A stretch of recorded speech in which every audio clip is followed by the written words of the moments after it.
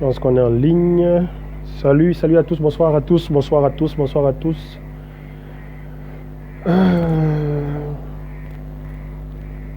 Vous l'avez compris, on a eu quelques petits problèmes et on est toujours en train d'avoir quelques petits problèmes au niveau de la réalisation. L'appareil avec lequel on réalise habituellement nous fait un peu de défaut ce soir, mais ce n'est pas grave.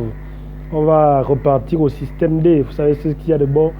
Il ne faut jamais, comme disait quelqu'un, jeter le bébé avec l'eau du bain.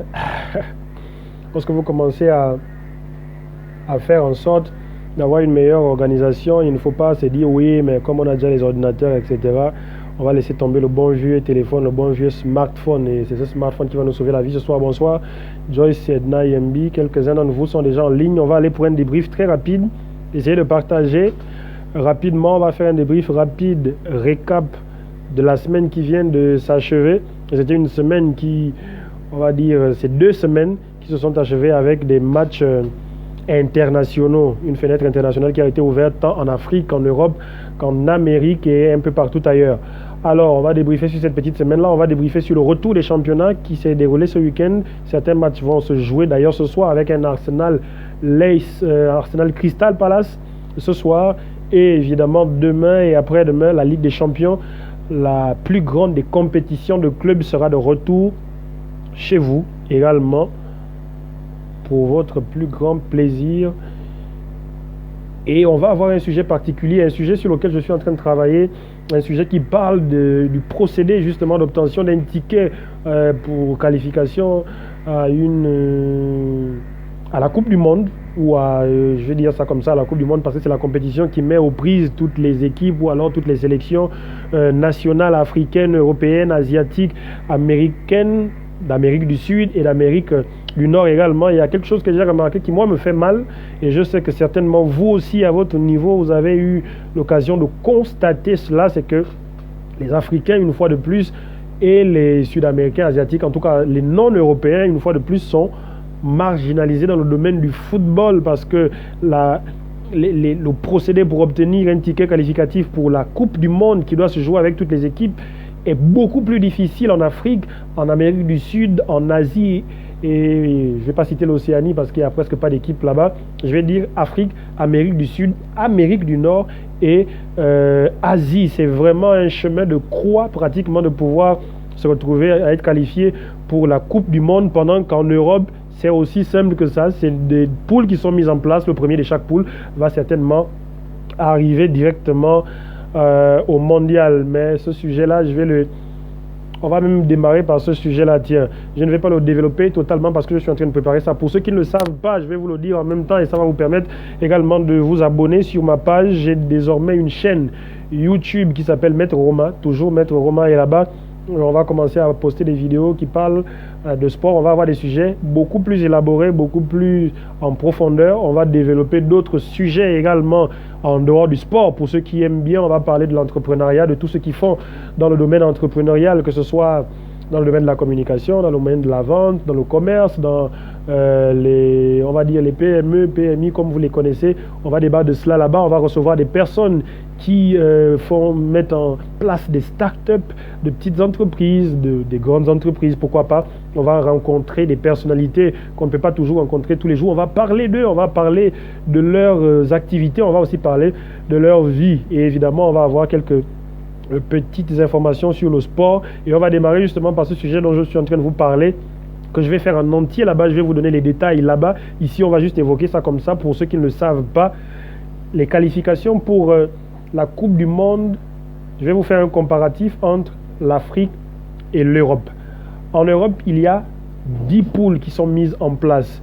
A, B, C, D, E, F, G, H, I et J. Ça veut dire de A à J, ça fait exactement 10 poules de 5 équipes qui sont mises en place.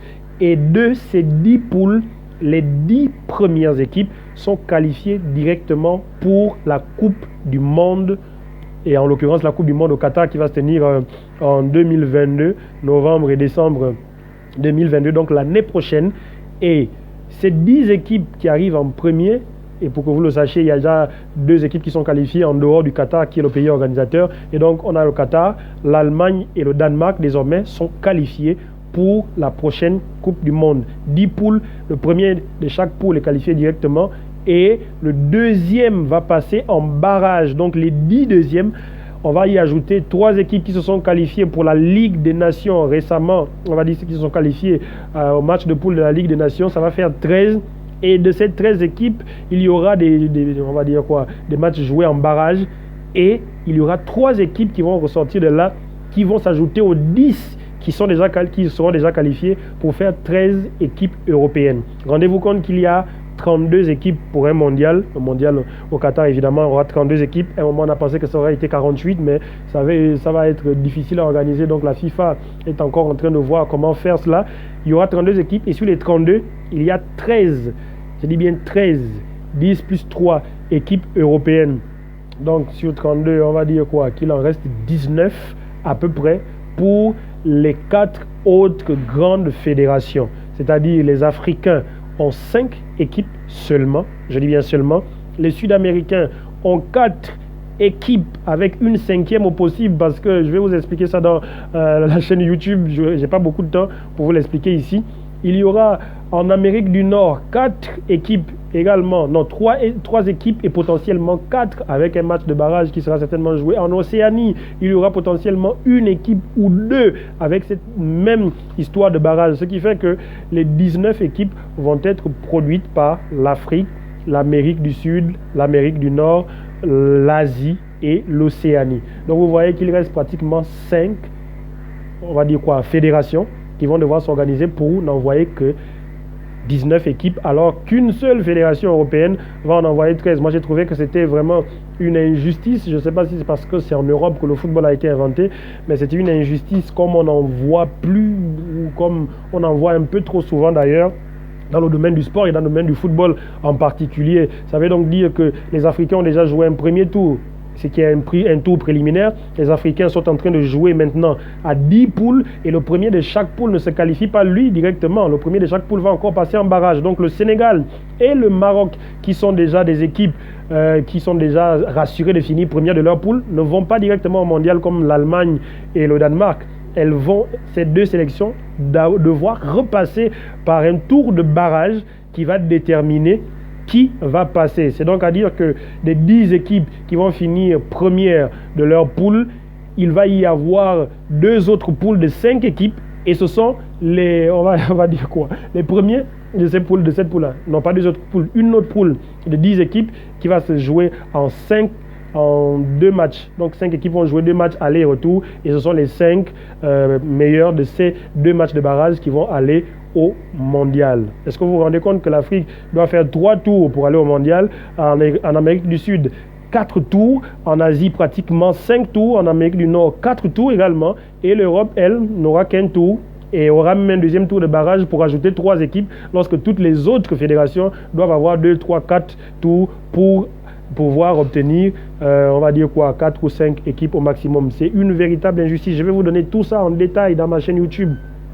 à laquelle je vous invite à vous abonner. Vous allez sur YouTube, vous tapez Maître Roma, vous cliquez sur la petite cloche pour avoir des informations. Il y a déjà une petite vidéo là-bas, un rappel du débrief de Maître Roma qu'on a eu la semaine dernière en parlant des Panthères justement. Je disais en début de ce direct qu'on va parler de la semaine écoulée, semaine pendant laquelle il y a eu la trêve internationale, les Européens, les Américains, les Africains, et il y a eu également en fin de semaine le championnat. Alors Yorick Nkori qui nous dit que c'est la mafia. Oui, c'est à ce niveau, c'est de la haute mafia même, parce qu'on ne peut pas comprendre que là il y a clairement 2 poids et à la limite on a l'habitude de dire 2 poids 2 mesures, mais là c'est 2 poids et peut-être 5 mesures, parce que comment des équipes qui vont aller disputer la même compétition peuvent avoir une aussi grosse différence de qualification? Et on va s'étonner par exemple que les équipes africaines ou sud-américaines arrivent plus fatiguées ou arrivent plus en difficulté avec plus de blessés lorsqu'elles jouent beaucoup plus de tours. C'est la même chose également lorsque vous regardez la Ligue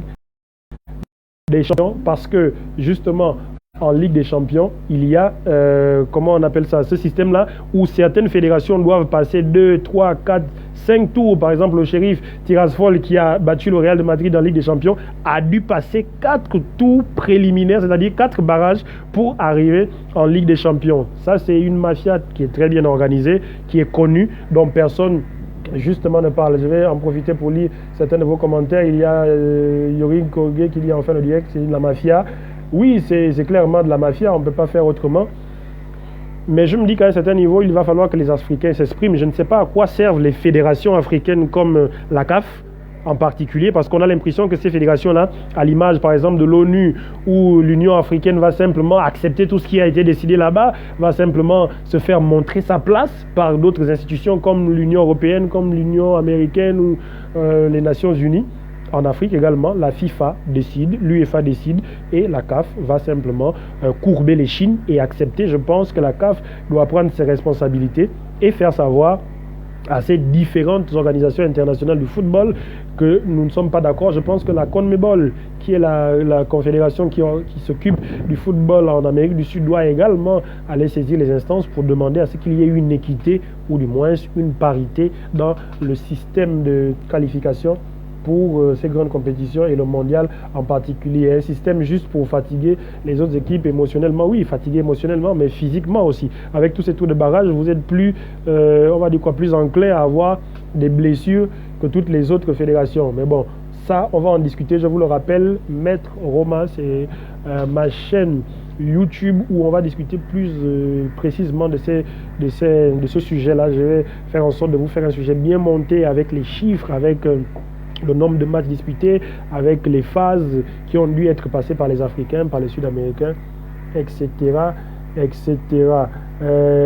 Qui fait l'indice en question? Certainement les Européens, parce que je me dis que si ce sont eux qui décident, c'est bien normal que ce soit aussi eux qui prennent la décision, que ce ne soit qu'un tour pour les Européens et même un barrage pour pouvoir ajouter 3 équipes et une Ligue des Nations qui a été inventée il y a de cela quelques mois seulement, je veux dire à maximum 1 an ou 2, peut s'arroger le droit de qualifier 3 autres équipes pour le mondial ou de donner à 3 autres équipes la possibilité de se qualifier pour le mondial. C'est-à-dire que si une équipe comme la France, par exemple, ne se qualifie pas directement pour le mondial, elle pourra toujours espérer prendre son ticket de la Ligue des Nations parce qu'elle fait partie des équipes qui ont brillé en Ligue des Nations pour dire bon, je vais au mondial parce que j'ai été en finale de Ligue des Champions. L'Espagne, si elle ne se qualifie pas, pourra dire je vais au mondial parce que j'ai été en Ligue des Nations. C'est tout simplement déplorable, les amis. Mais on ne va pas s'attarder là-dessus. J'ai dit qu'on n'avait que 30 minutes pour ce débrief-là pour pouvoir parler de beaucoup de sujets. Et là, on est autour de 12 ou 13 minutes. On va évoquer les championnats. Ce week-end, il y a eu, comme d'habitude, le championnat français où le Paris Saint-Germain a su se relever après une défaite à Rennes, mais une victoire qui laisse beaucoup de goût amer à l'équipe d'Angers. L'équipe d'Angers qui était bien partie pour remporter la victoire, qui était bien partie un peu plus tard pour obtenir un match nul au minimum, mais une équipe d'Angers qui a dû repartir, on va dire quoi, les mains vides du Parc des Princes, simplement parce qu'une fois de plus, il y a eu un problème au niveau de l'arbitrage. Il y a un problème, moi, ça c'est mon avis. Vous avez certainement vos avis. Tana Lassiga, un grand fan de notre page Maître Roma, viendra certainement nous dire que oui, mais les fautes ont été sifflées. Mais moi, je tiens à dire que ça commence à faire beaucoup de litiges autour de l'arbitrage en faveur de Paris Saint-Germain. Et on dit souvent qu'il n'y a jamais de fumée sans feu. Donc, à partir du moment où, à chaque week-end, pratiquement, vous avez des sifflets en votre faveur, vous avez des décisions arbitrales et même de la VAR en votre faveur, il va falloir se poser la question s'il n'y a pas vraiment un problème derrière. Il n'y a jamais de fumée sans feu, même si le feu n'est pas aussi grand qu'on pourrait le penser. Alors, victoire donc de Paris, victoire de Marseille, victoire écrasante. Ça fait plaisir aux supporters de Marseillais, aux grands fans comme moi de cette équipe de Marseille, justement, qui avait vu une équipe avec un gros potentiel se mettre à faire pas moins de 4 matchs sans victoire, 2 nuls et 2 défaites pour une équipe aussi bien construite. C'est aussi un peu de la faute de Sampaoli qui essaye beaucoup de classements à la fois. Et là, c'était un 3-3-3-1.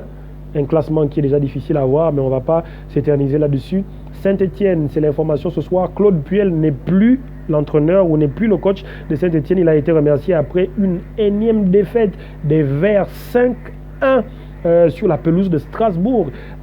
C'est quand même incroyable que Saint-Etienne puisse se faire battre, mais non pas seulement battre, mais se prendre une valise à Strasbourg. Ça a été inacceptable, certainement, pour les dirigeants des Verts et qui ont décidé de se séparer de Claude Puel. Moi, je pense que ça aurait dû être fait depuis, comme je pense également que l'ami Ole Gunnar Solskjaer devrait libérer Manchester United, comme je pense également que l'ami Mikel Arteta devrait libérer Arsenal parce que ça commence à être chaud. Ces grandes équipes, Saint-Etienne, c'est une équipe mythique du championnat français. Manchester United, avec tout ce qu'il a, ou tout ce qu'elle a, cette équipe comme effectif, n'arrive pas à jouer sérieusement au foot. Arsenal, on n'en parle même pas. Aubameyang est en train de se noyer. Et on va parler de d'autres joueurs qui, eux, sont mis en valeur dans ce championnat, qui ont atteint une barre symbolique des 100 buts en championnat. Deux autres Africains ont rejoint Didier Drogba, on va en parler tout à l'heure. Et Pierre-Emerick Aubameyang pourrait se retrouver parmi ceux-ci d'ici une ou deux saisons, mais s'il recommence à buter, et il ne peut pas recommencer à buter si évidemment il y a un coach qui décide de faire des classements comme je ne sais pas moi, à la va-vite ou à la volée, comment on va le dire. Alors on va quitter le championnat français pour parler du championnat espagnol et 8 victoires du Barça. Yuri Gogé qui nous menait des cœurs, il est content. C'était une victoire pas attendue, il faut le dire, parce que Barça ne partait pas en position de force. Barça a eu des moments difficiles. Barça a perdu avant la trêve internationale, je pense 3-0 encore, je ne sais plus contre qui. Donc on se demandait ce que Barça allait arriver à faire contre une équipe de Valence qui est assez costaud. Et l'équipe de Valence, on va utiliser l'expression, c'est chier dessus. C'est aussi simple que ça. Valence a été incapable de jouer contre Barça et Barça a montré de bien belles choses dans le jeu, comme parfois avec Coman, il y a du bon jeu, mais les choix, on va dire, au niveau des hommes sont souvent le problème posé par les supporters. Et cette fois-ci, il faut croire que l'ami Coman a enfin effectué les choix qu'il fallait. Ansu Fati est de retour. Ansu Fati, est buteur. Ce joueur a énormément d'avenir. On ne va pas arrêter de le dire. Ce ne sera peut-être pas lui qui va porter le Barça dès cette saison, mais il faut croire que dès la prochaine saison, peut-être d'ici la fin de cette saison, on va voir le véritable niveau de ce joueur Ansu Fati. C'est un joueur, il me fait penser au jeune Rodrigo. Ce sont des joueurs froids. Ils n'ont pas de gestes, on va dire quoi, superflus comme Neymar ou Vinicius ou Mbappé. C'est des joueurs qui vont à l'essentiel. S'il faut faire une passe, ils la font. S'il faut frapper, ils frappent. S'il faut faire un 1-2, ils le font. Et je suis sûr qu'Ansu Fati va devenir un très grand joueur en Espagne comme dans le monde également. Le Real Madrid n'a pas joué, match repoussé, je ne sais pas trop pour quelle raison. Valence donc a perdu sur la pelouse du Barcelone. Atlético de Madrid, je ne sais pas trop s'ils ont déjà joué, ils n'ont pas encore joué eux aussi. Il y a beaucoup de matchs du championnat espagnol qui ont été repoussés comme ça. On part du championnat espagnol et on va parler du championnat italien. Et là-bas, il y avait un gros choc. Juventus contre l'AS Roma. Gros choc, pas parce que Juventus, AS Roma, c'est encore un gros choc, mais simplement parce qu'il y a un certain José Mourinho qui s'est récemment assis sur le banc de l'AS Roma et redonné des couleurs à cette équipe-là, qui a bien commencé le championnat et qui commence à avoir des matchs en demi-teinte. C'était un match costaud, un match tactique, comme savent les faire Allegri et José Mourinho en face, deux coachs qui ont, on va dire quoi, la culture de la défense. Ce n'était pas le cas sur ce match par exemple, parce que José Mourinho, depuis qu'il est arrivé à la Roma, essaie de produire un jeu assez attractif. Il aligne un 11 de joueurs qui sont capables de produire du jeu. Pellegrini, Zaniolo. Il y a également l'ancien d'Arsenal, comment j'oublie son nom, Aymeric Mkhitaryan. Il y a Jordan Veretout, qui sont des joueurs qui vont vers l'avant. Malheureusement, ils n'ont pas pu inscrire le moindre but et la Juventus de Turin l'a emporté sur la marque d'1-0. La Juventus qui commence justement à retrouver cette solidité qu'on lui connaît, et c'est pas un secret, hein. Max Allegri est de retour et c'est un coach qui sait avoir cette équipe là justement en main. Des victoires aussi sur d'autres terrains. On va parler de l'Inter. Je pense que l'Inter a joué également. Je ne sais plus s'ils ont gagné. Je sais que la Lazio a joué également. Il y a des matchs qui ont été repoussés également du côté du championnat italien. On va venir à l'Angleterre où il y avait également de bien belles affiches. Mais l'Angleterre qui, définitivement, je ne sais pas votre avis, ce serait bien de me le dire en commentaire, mais j'ai toujours dit et je le dirai toujours, c'est le meilleur championnat du monde en matière d'intensité, en matière d'émotion. Je ne sais pas s'il y a un championnat qui vous donne autant d'émotion. Un match n'est jamais gagné si on n'a pas encore sifflé. Une petite équipe peut en battre une autre sur un score fleuve, mais malheureusement pour Watford, avec le retour d'un certain Claudio Ranieri qui a remporté pour son dernier passage en Angleterre la première ligue avec Leicester, qui avait surpris tout le monde. Le bricoleur est de retour du côté de Watford, mais ce n'est pas contre Liverpool qu'il a été mis en évidence parce qu'il s'est pris une valise d'entrée de jeu.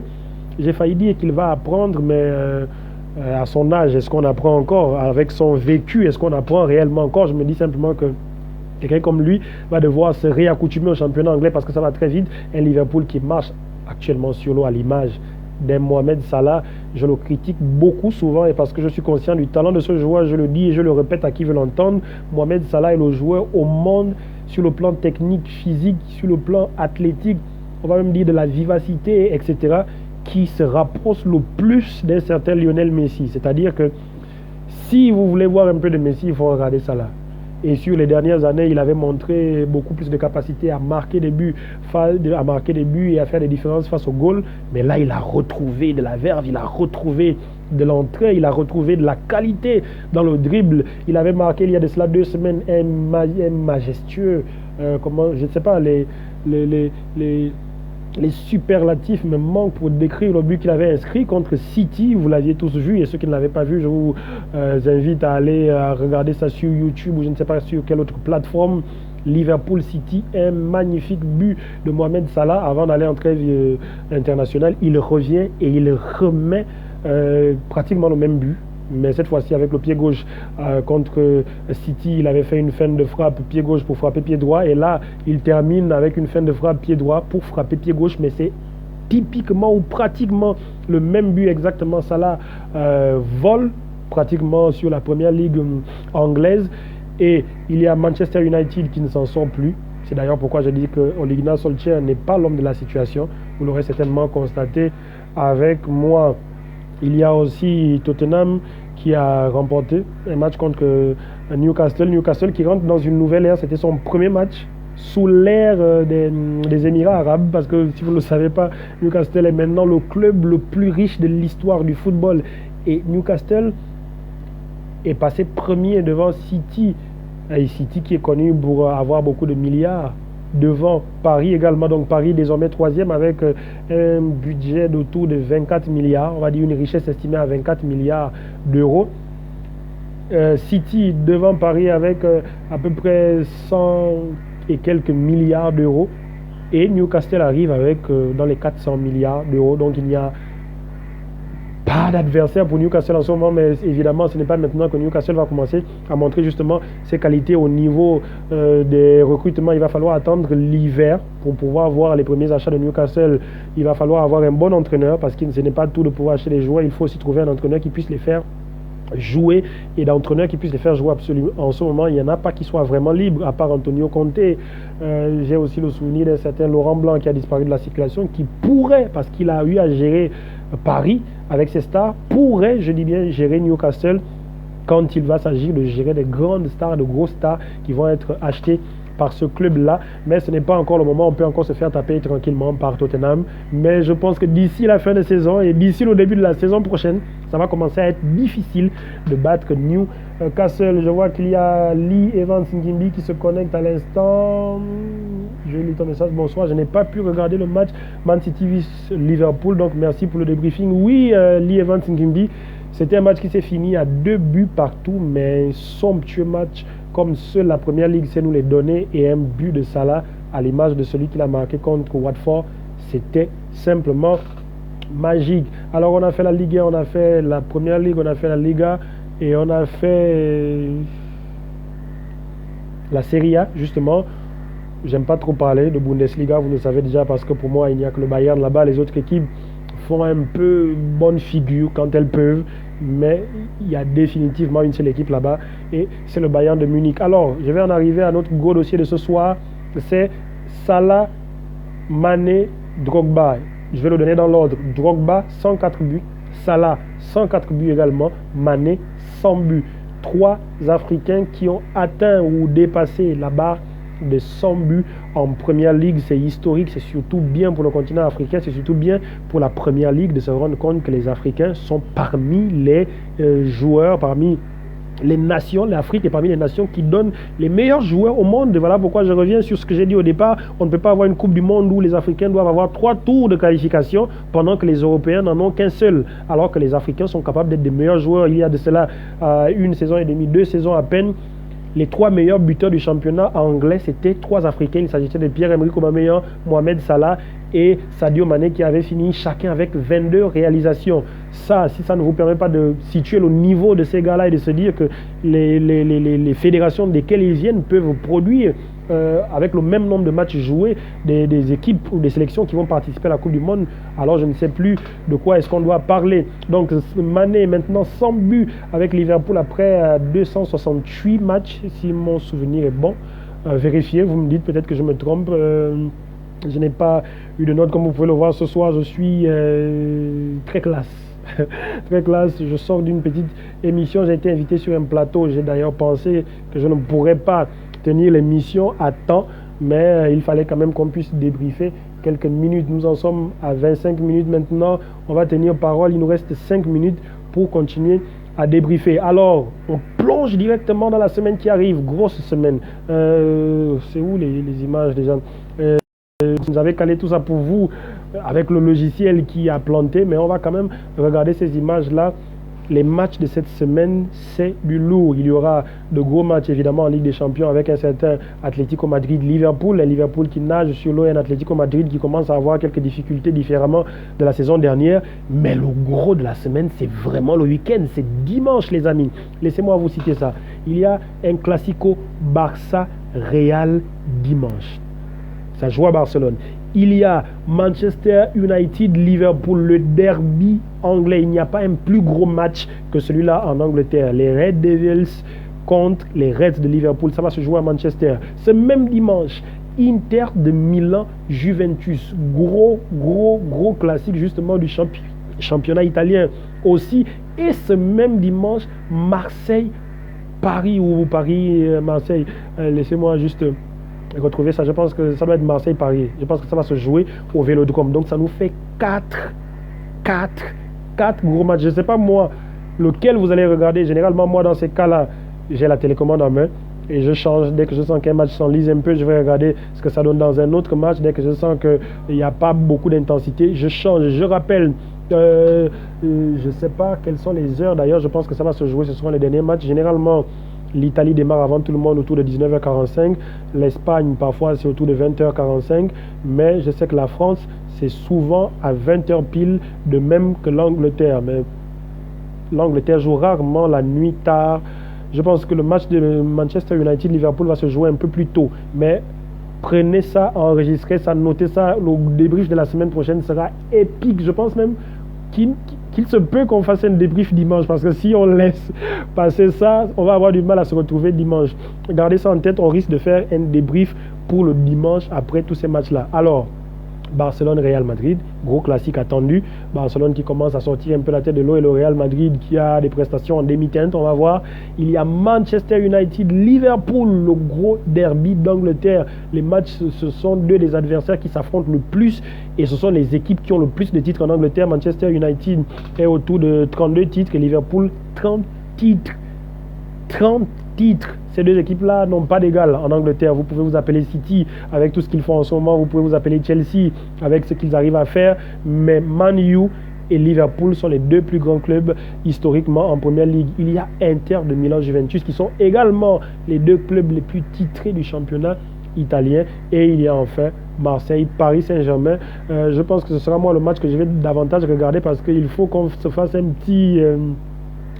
petit pari entre Tsana Lassiga et moi. Bonsoir Tsana qui est justement là, il ne pourrait pas manquer ces débriefs. Tsana Lassiga va forcément parier sur une grosse victoire de Paris et moi je dis que Marseille est capable de tenir la dragée haute à cette équipe de Paris. Dites-moi en commentaire, vous, qui vous voyez gagner ces matchs-là, Barça-Real. Ne me faites pas des commentaires non plus de gros fanatiques. Faites-moi des commentaires logiques, des commentaires, on va dire, qui s'attachent à la forme actuelle des équipes et aussi justement à l'avantage psychologique des uns et des autres. Je sais qu'un Parisien va me dire que Paris va gagner, un Barcelonais va me dire que Barça va gagner, un Mancunien va me dire que Manchester va gagner. Il n'y a pas beaucoup de Mancuniens non plus, il y a quand même des supporters de Liverpool, etc. Dites-moi en commentaire qui vous voyez gagner ces matchs-là. On va se balader dans les chaînes, nous dit Yoyin Kogé. Oui, on va devoir avoir la télécommande en main pour regarder tout ça. Je vous refais le planning de la semaine. On démarre ce soir, tout à l'heure à 20h. Je pense même que ça a déjà commencé avec un Arsenal Crystal Palace. le retour historique de Patrick Vieira dans son club de cœur où il a remporté pas moins de 3 titres de Première Ligue, sans compter la Ligue des Champions et quelques autres titres aussi. Patrick Vieira était le capitaine emblématique de cette équipe des Invincibles qui en 2004 avait fait une saison entière sans perdre le moindre match. Alors, il y a Atlético Madrid-Liverpool dont je vous ai parlé en Ligue des Champions également, en Ligue des Champions, oui. Le match de ce soir, c'est la Première Ligue. Demain, Atlético Madrid-Liverpool, Ligue des Champions. Manchester United-Atlanta, Ligue des Champions. Real Betis-Leverkusen, une affiche un peu moins huppée quand même. Arsenal-Aston Villa en Première Ligue. Ce sera un match en avance, justement, du week-end. Et samedi, il y aura Chelsea-Norwich, pas très attrayant. Mais un Brighton Manchester City que je vais vous conseiller parce que en voyant l'affiche on va se dire Manchester City va aller facilement gagner à Brighton, mais Brighton est actuellement la 5e équipe de Première Ligue. Ils ne perdent pas beaucoup de matchs et ils sont solides, donc je me dis que on peut avoir une surprise dans ce match-là. C'est le match que je vous conseille de regarder jusqu'à samedi, mais dimanche je ne vous conseille rien. Regardez ce que vous voulez regarder parce que moi de toute façon, comme je vous l'ai dit, j'aurai ma télécommande en main et je vais regarder tous les matchs que je pourrais pour briefer avec vous, soit dimanche dans la soirée, soit une bonne fois lundi. Il va falloir que les hommes mariés férus de football demandent à leur femme la télécommande. À ce niveau, si tu demandes, moi je te conseille pas de demander, je te conseille à Evan Singimbi de prendre la télécommande et déjà la cacher à partir de 17h ou 18h. Tu prends la télécommande, tu la caches. Ça, c'est l'astuce que je te donne parce que si tu veux négocier la télécommande, encore pour les hommes mariés qui ont des femmes qui regardent des séries télévisées, etc., des feuilletons à l'eau de rose, ça va être difficile. Et dimanche, c'est souvent des récaps de ces séries-là, justement. Moi, j'ai des sœurs, j'ai une mère et je sais qu'elles regardent ça. Heureusement pour moi, ma femme n'est pas trop série et elle m'encourage beaucoup dans ce que je fais. Donc, on va regarder les matchs ensemble pour pouvoir débriefer. Et je prie pour vous que vous puissiez avoir la télécommande et regarder justement ces matchs-là. Je n'arrive pas à bien faire défiler pour voir les commentaires en bas, pardon. Laissez-moi regarder.